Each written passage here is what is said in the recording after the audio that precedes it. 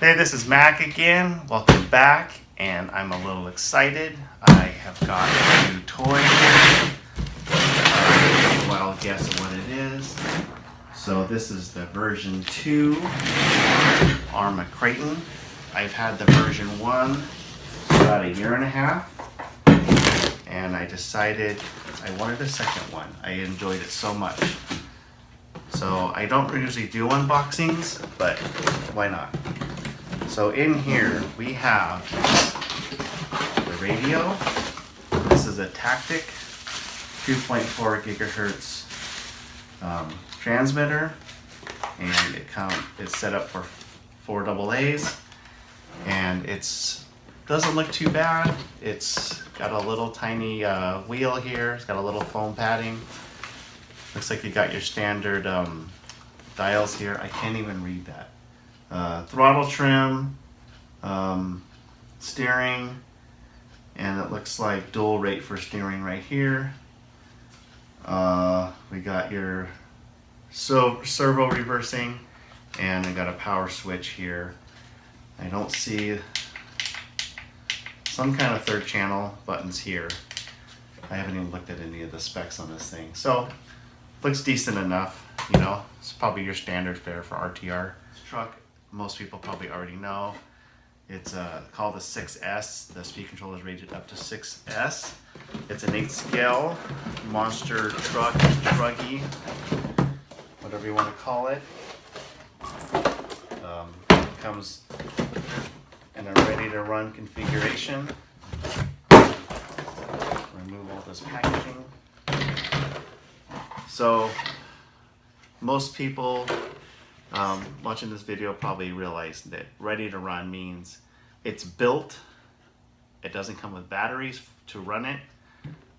Sometimes it comes with a charger, but this doesn't come with any of that. It comes with the speed controller, the motor, everything put together, but it may not be complete as far as checking to make sure that the differentials are filled with the gear, oil, or grease that you prefer. I find typically ready to run vehicles do not come with what I want, or full. If they do have silicone oil, they're not full enough. This is one change that I noticed with the version 2. You know, they got this different style body color scheme, and they come with these little body clip tethers attached to the body. Kind of nice. And looks like it comes with the same model servo. I did notice on Terra Hobbies that the gears for that they call version 2. So when you buy the gears to replace the internal gears here, so I think they did a running upgrade on the servos. I know I stripped my servo out pretty quickly on my version 1 Kraton. Looks like it comes with the same shocks, and a little bit soft, but not too bad. This does come with upgraded speed controller and motor, a lot bigger motor. I think it's a 4074 if I'm not mistaken. I'd have to double check. 6S capable speed controller, and it's a little bit different styling, a little bit bigger than the other one. We'll see how that runs. I never ran the stock electronics on my Sinton nor my Kraton version 1, but this one here I do plan on just keeping the stock electronics in here. So when I got this, I kind of wanted to get it more of a truggy one and then keep my old one as a monster truck. So I'm going to take these wheels and tires, which they're a different style than the other ones, and they don't feel too bad. The other ones kind of sucked. We'll see how these go. These are going to go on my version 1 Kraton. I am going to take the Sinton hexes. I have my Sinton completely dismantled right now. I bent the chassis, I broke an A-arm on it. I did full speed into like a boulder and bent the chassis, and then I trashed it pretty good. So I won't blame the Sinton on the breakages. Anyway, take the hexes from it, put the hexes and the axles on this to shorten the width, and then put some truggy 1/2-inch offset wheels and tires on. That there's some Duratrax X-Cons that I've had for a few years. Throw it out on this, keep the stock body for a while with the intention of getting a more like a Pro line. I can't remember what they're on now. They used to be the Bulldog, now it's called something else, but just the truggy, you know, like a 8T or a RC8 type body on here and make it a truggy. Probably have to take this off. This is a nice feature that I like. It helps protect the body from caving in. And I'm gonna probably have to take that off to put a truggy body on there. I probably shouldn't have to change the body post like I did on the Kraton, because I'm not gonna put a monster truck body. I might not run the stock radio. Maybe try it out, see how it works. But I have a bunch of receivers for my FlySky radio setup, so I can just keep the same transmitter for several vehicles. And I'll play with the shocks a little bit and stuff. I'm mostly gonna run on 4S. I do not have these connectors to use for my battery. These are like XT90s, I believe. XT90, it says right there. I just, a long time ago, I started using Traxxas. My first vehicles were Traxxas. I went with their connectors. I've gotten used to how to solder them. I've got so many of them now that I'll probably just stick with that and then put Traxxas connectors on here instead of like changing everything out on the other side. Like, you know, I have to change all my chargers, I'd have to change all my batteries, or I could just change these two. Other than that, I don't think there's anything wrong with these. They're just basically maybe 4mm like bullet connectors inside there. So that's a decent setup if that's what you want to go with. I just like, I want to go with what I have. I was just looking in the bag and I noticed that they give you an extra set of these XT90 connectors, and they're female, so they actually give you a set for batteries.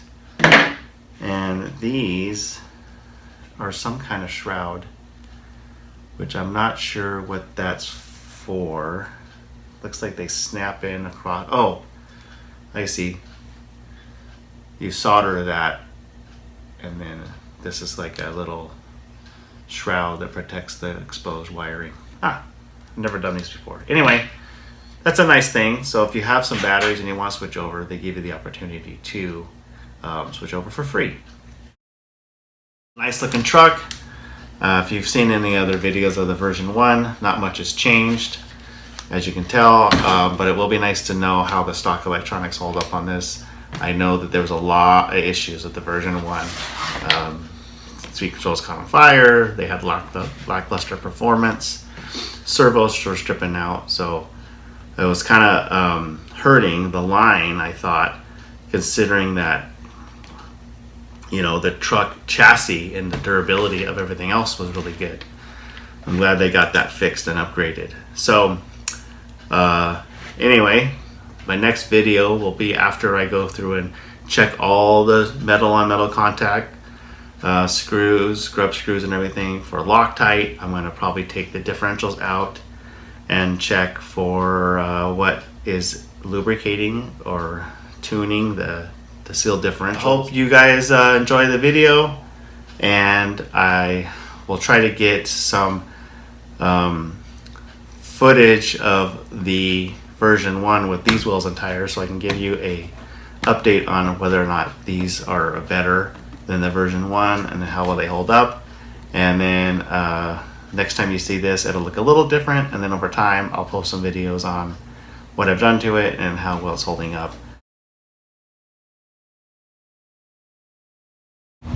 So here is the Kraton, and you can see here that they have a longer hub in the back and a shorter hex. Looks like they probably used the hex from the Italian, maybe. I know the Typhon and the Sinton, there's no space there between the hex and the knuckle. So I believe these are from the Italian. So they probably use the same axle, but then use shorter hexes. And in the front, there's also a lot more plastic and a longer knuckle spacing there off that pillow ball knuckle to just maybe they just wanted more material there. You notice here there's some gusseting here to support more of the knuckle. Also these shorter hexes. So it looks like there'll be some different part numbers for the new version 2. Different hexes. I'm guessing the same axles and CVD assembly part number. Different front and rear knuckles will be a different part number, I'm sure. So in an effort to beef up these knuckles, they had to go with a shorter hex to keep the same width of the truck. Anyway, so that is also a new upgrade to this version 2.